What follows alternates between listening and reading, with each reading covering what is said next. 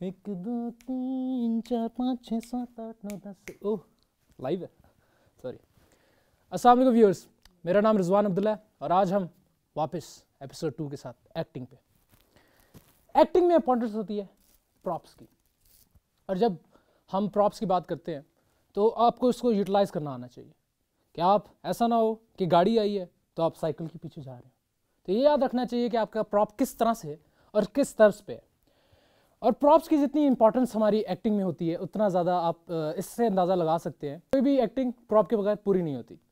तो जैसे कि अब आप ये भी अंदाज़ा लगा सकते हैं, कोई बहुत सी ऐसी स्टोरीज आपने देखी होंगी जिसका एक बड़ा एक रिलेशन चलता होता है कि भाई ओह मेरी दादी ने घड़ी दी थी मुझे, और वो उसी घड़ी के पीछे पूरी कहानी रिवॉल्व कर जाती है। या कोई मेरे अब्बू की गाड़ी, जैसे गोलमाल तो सब नहीं देखी होगी, वो दादाजी की डिंगी किसको याद है? ओ हमें से वो जो कौन सी गाड़ी थी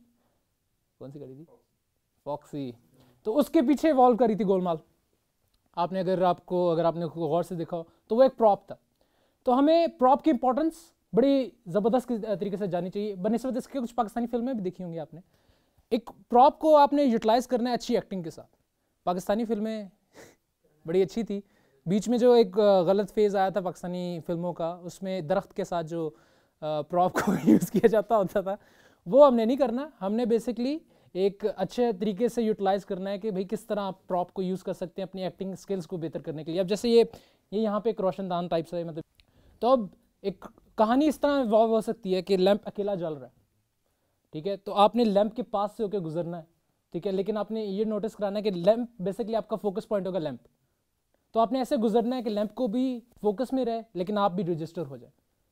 तो अक्सर आपने देखा होगा कि भाई कैमरा भी स्किल है। कैमरा बेसिकली फोकस कर रहा होगा लैंप पे, फिर फोकस आउट होता है, फिर इंसान बीच में से गुजरता है, फिर वापस लैंप पे फोकस आ जाता है। लेकिन आपने रजिस्टर इस तरह कराना है जैसे मैं आपको करके दिखाता हूँ।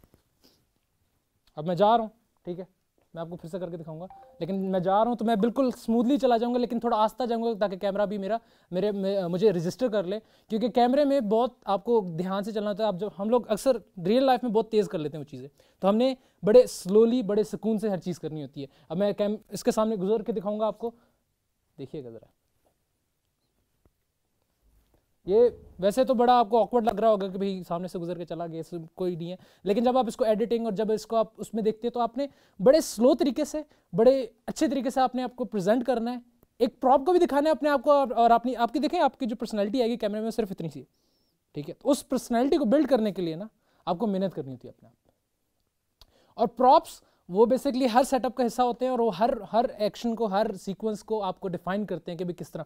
अब ऑब्वियसली बात है कि किसी फ्यूनरल का कोई सीन है तो वो वहाँ पे वो डिस्को प्रॉप तो लग नहीं सकता।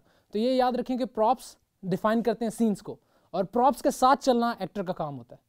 अब जैसे अक्सर मैंने मतलब देखा है कि हम लोग थिएटर जब कर रहे थे तो अक्सर ऐसे सिचुएशन बनती थी कि हमें प्रॉप्स हमारे फाइनलाइज नहीं हो रहे थे। अब जैसे स्टार्टिंग में मेरे पास प्रॉप था एक कि मैंने चिकन बेचनी है, गोश्त, तो मैं गोश्त के हिसाब से टक टक टक लगा हुआ था, लेकिन at the end of the day मुझे क्या मिले? बच्चों के कपड़े। तो बच्चों के कपड़ों की तरह से मुझे इवॉल्व करना पड़ा था।